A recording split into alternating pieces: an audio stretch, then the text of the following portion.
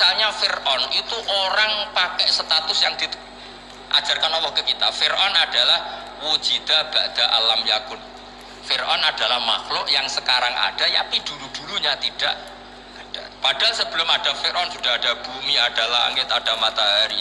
Sebelum ada Yesus, ada Isa, sudah ada bumi, ada matahari. Artinya apa? Zaman langit bumi ada, penyebabnya Isa apa enggak? Enggak kan? Karena dia ada setelah adanya langit dan bumi. Fir'aun juga gitu, Yesus juga gitu, semuanya begitu.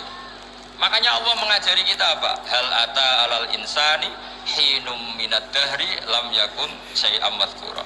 Katakan manusia itu siapa? Manusia adalah makhluk wujud yang dulu tidak ada. Sekarang banyak enggak orang yang sudah kaya sebelum Pak Jokowi jadi presiden, sebelum Pak SBY jadi presiden, sebelum Pak Karno jadi presiden? Banyak enggak yang sudah kaya sebelum? Banyak kan? Artinya yang mengkayakan itu presiden Pak Allah. Sekarang kamu miskin, kamu nggak bisa nyalahkan Pak Jokowi. Sebelum Pak Jokowi presiden kamu sudah miskin. Ya, artinya yang memiskinkan itu presiden apa takdir? Takdir. Makanya wa anna ila rabbikal muntaha wa annahu adhaka wa abka wa annahu amata wa ahya wa annahu khalaqaz zawjaini dzakara wal unsa. Jadi kita miskin ya karena kehendak Allah, kita kaya kan semua itu karena Allah. Tapi kita terjebak hukum modern. Nak presiden iki sejahtera, anak iki ora. Ya mungkin secara bahasa syariat mungkin ada benarnya, tapi kita ini kan dilatih ilmu hakikat. Tak ulang malam 13 Dzulhijjah masuk ilmu cek syariat tok. Oh gak pinter-pinter banget cek gobloke kan gitu. Daftar wali kok ilmune ngono iku ora iso. Ini penting saya utarakan. Jadi saya ulang lagi. Makanya di Quran itu ilmu tertinggi diantaranya menurut orang tasawuf qulillah tsumma dzarhum fi khawdihim. Saya itu gak pernah takut mati meskipun saya masih muda, karena saya bayangkan mati itu ya baik-baik saja. Ketika saya hidup ya gak tahu cara ngelola nyawa saya, kenapa kok gak pergi. Kamu tahu caranya ngelola nyawa kamu, kok gak mati sekarang? Gak tahu kan? Tahu-tahu masih hidup kan? Tahu-tahu diutang, semacam-macam lah. Sebetulnya kita zaman hidup pun gak tahu cara ngelola nyawa kita, cara kerja jantung kita, cara kerja paru-paru kita. Nanti setelah kita mati pun gak tahu caranya hidup ketika kita. Tapi anehnya kita, mosok manusia sudah dilemah iso hidup lagi. Memangnya kita sekarang bisa hidup karena kita tahu-tahu ya hidup. Ditekdir anak yang melarat, pesek, elek. Orang lain ditekdir anak Kiai, Gus, Mulyo. Kita kan tidak pernah bisa milih bapak ya ora iso. Ngerti-ngerti anak Karmen, anak Karlan itu sudah gak tahu. Artinya gini ya, sudah ya Allah, ketika saya hidup ya tidak tahu kenapa saya hidup, pasti Engkau yang menghidupkan. Ketika saya mati juga gak tahu kenapa saya mati, pasti Engkau yang menghidupkan dan mematikan. Maka saya akan baik-baik saja di akhirat, karena ketika di dunia Tuhannya yang Engkau, ketika di akhirat Tuhannya, dan sifat Engkau tidak akan rubah, tetap arhamur rahimin. Makanya dulu wali-wali itu kalau mau mati ya santai aja. Saya itu Umar bin Abdul Aziz, itu ulama-ulama dulu kalau mau meninggal itu, kalau keluarganya nangis marah besar. Memangnya mau kemana kamu nangisin saya? Lah kamu kan mau mati. Memangnya mau kemana kalau mati? Ya kembali ke Allah. Susahnya apa? Di dunia ya milik Allah, di akhirat milik Allah. Inna sholati wa nusuki wa mahyaya wa mamati lillahi rabbil. Yang aneh sampai harus melarat orang wani mati. Wah, aneh tenan. Ya karena sampean tahu mungkin di akhirat lebih miskin lagi kan. Terus repot terus. Coba kalau dari awal kita menstatuskan diri kita biadillah. Inna sholati wa nusuki wa mahyaya wa mamati. Tapi kamu salah status. Mengatakan kehidupan adalah momen untuk mencari kesejahteraan, kehidupan adalah momen untuk cari karir. Kamu mensifati kehidupan secara salah, jika kamu terjebak nyari karir, nyari kaya. Coba kalau kamu pakai mazhabnya Sufi, kehidupan adalah pemberian dari Allah untuk kembali kepada Allah. Kematian ya seperti itu. Akhirnya ya santai saja. Inna sholati wa nusuki wa mahyaya wa mamati lillahi rabbil alamin. Istri juga gitu. Saya itu tidak sombong, saya itu mulai nikah sampai sekarang itu hampir gak pernah tukaran sama istri. Sama istri saya itu sering bilang gini, Gus kali-kali kalau saya ngamuk itu diwales, dilawan, supaya saya punya musuh katanya. Betul ya? Ya saya bilang gini, Allah itu maha baik sama saya. Ketika harmonis, ganjaran saya ya lewat harmonis itu, sehingga saya ngasih uang, menyenangkan Anda. Ketika Anda marah, ganjaran saya lewat sabar. Ya sudah, itu semuanya baik. Kalau kamu marah, saya marah, saya tidak dapat pahala. Makanya kalau kamu marah, tak dengerin. Ini cara Allah membuat pahala tanpa bayar, kata saya. Justru kalau pas rukun itu untuk dapat pahala harus nyervis, jajak, nukokno kelambi mahal. Boros itu pahala yang boros katanya. Tapi kalau kamu marah ini pahala paling murah, nggak usah biaya, dapat apa?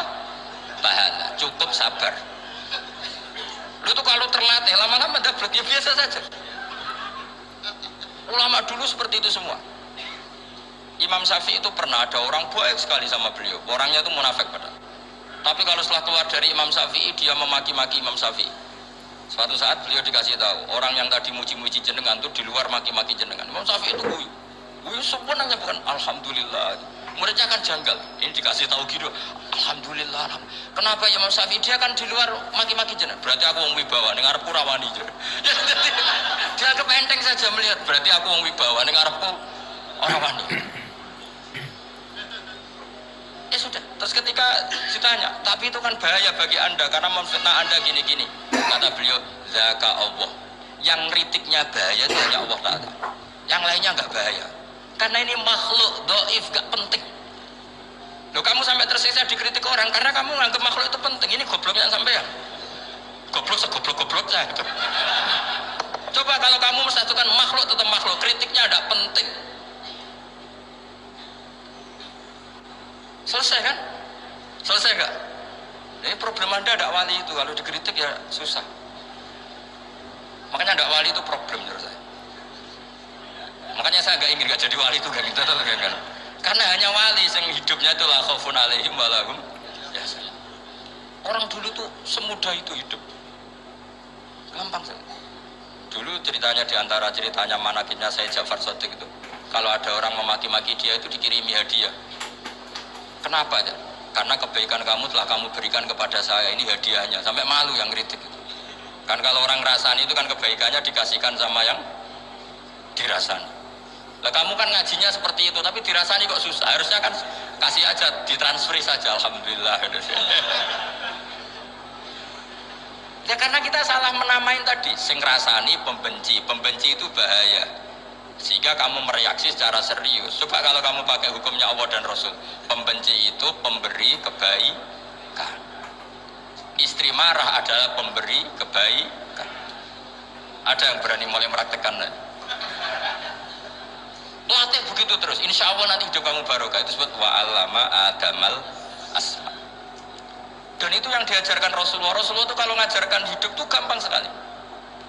Allahumma ja'alil hayata ziyadatan li fi kulli khairin wal mauta rohatan li min kulli syarrin. Jadi kalau kita hidup anggap saja peluang menambah kebaikan. Kalau kita mati anggap saja akhir dari semua potensi kejahatan kita. Anda sekarang mungkin tidak zina tapi potensi zina. Anda sekarang tidak korupsi, potensi korupsi. Anda sekarang tidak selingkuh, tetap potensi selingkuh. Nah, anggap saja kalau mati berarti akhir dari segala potensi itu. Alhamdulillah.